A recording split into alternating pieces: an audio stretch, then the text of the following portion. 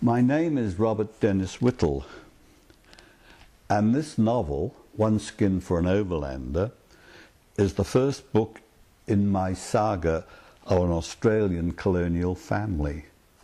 Now this is chapter 1.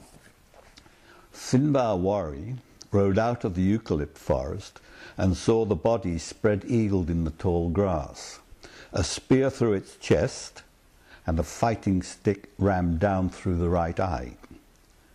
He got down from the saddle and pulled the sharp-pointed fighting stick from the white man's eye socket.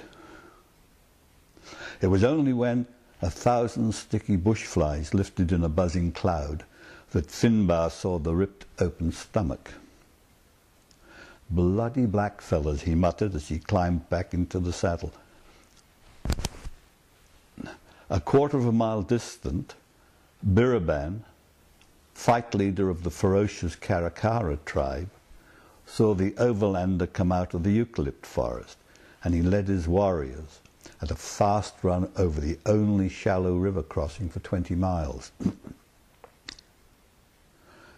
Finbar looked beyond the horned cattle and horses grazing the shoulder-high grass to the bark hut lying silent under the bludgeoning Australian sun.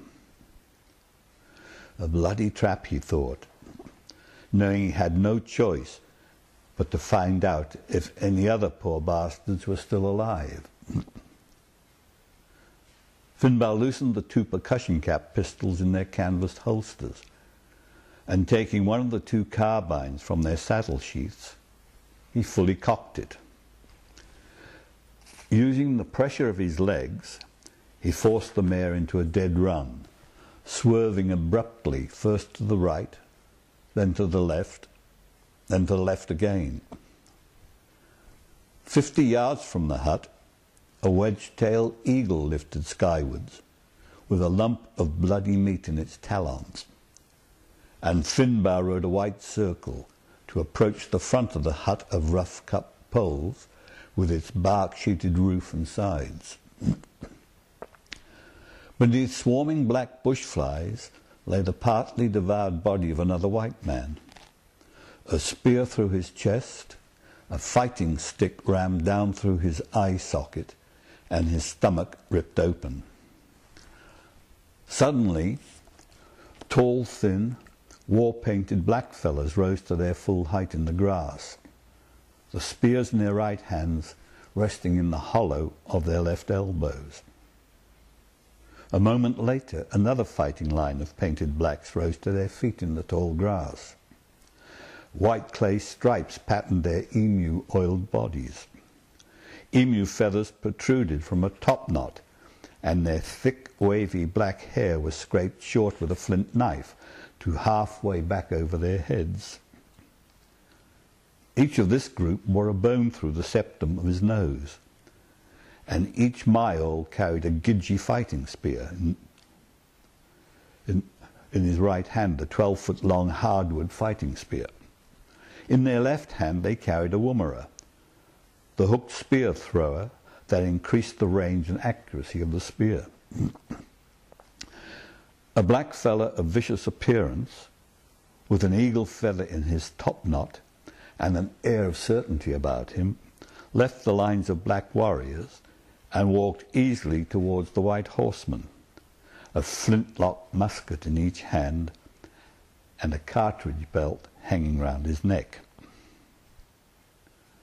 Finbar exploded into action, raking the mare with his spurs, as Biraban pointed the musket in his right hand straight at the white fella. When Biraban pulled the trigger, nothing happened. But Finbar, bent low over the mare's neck, no longer had Biraban in his line of fire, so he aimed his carbine at the closest aborigines. A blackfella's chest blossomed into a flower of blood, and as Finbar fired the second barrel, there was still no reaction from Biraban or his warriors.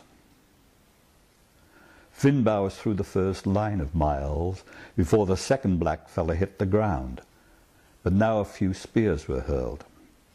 Quickly, as his mare swerved from left to right towards the next line of blacks, Finbar slipped the empty carbine into its sheath and had the second carbine in his left hand firing at the warriors.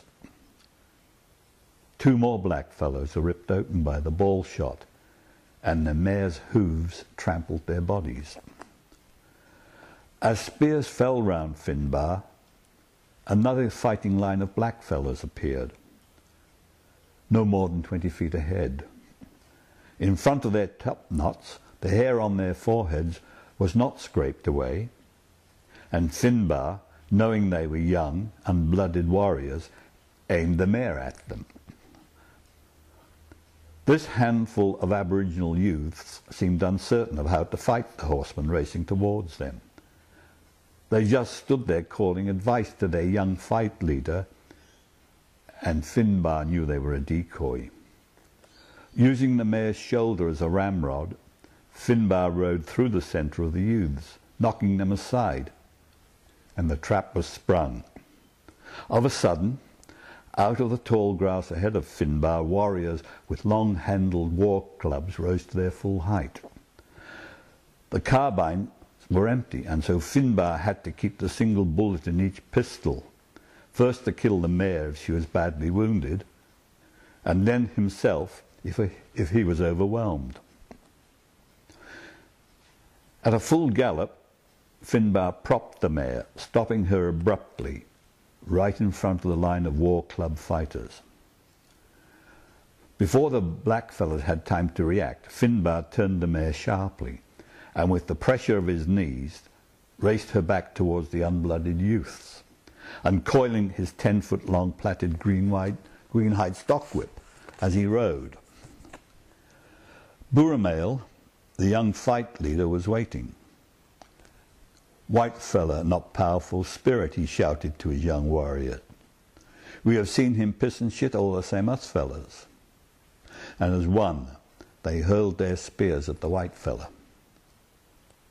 Finbar saw the spears rise in the air, but with the mare's speed, they only passed close over his head. Grasping the short-handled stockwhip firmly in his right hand, Finbar stood up in the stirrups of the charging mare. His lithe body swayed backwards, then forwards, and from side to side, and with an explosion like a gunshot, the cracker at the end of the whip whirled above the heads of the black youths. They did not know what to make of the whip, so, with well-directed blows of the whip's unsoftened greenhide tail, Finbar tore the top knot from the head of the closest black youth, and then the mare was shouldering the black youths aside. At the back of the fighting line, Finbar again propped the mare, turned her sharply, and knocked more black youths to the ground. Then, with the merciless stockwhip whirling around his head, he headed at full gallop back towards the fighting line of club throwers. One sharp flick of his stockwhip, and the hard greenhide tip ripped the lower lip from a black face, with part of the black beard still attached. The next sharp flick, and an ear was ripped off. The awestruck warriors stood with their clubs raised, ready to strike, but Finbar was through their ranks, knocking the blackfellows off their feet. He galloped on, throwing clubs falling behind him, and spears hitting the ground all round. Finbar, using just the pressure of his knees, kept the mare at full stretch until he reached the edge of the eucalypt forest, before easing her mad race from their close brush with death.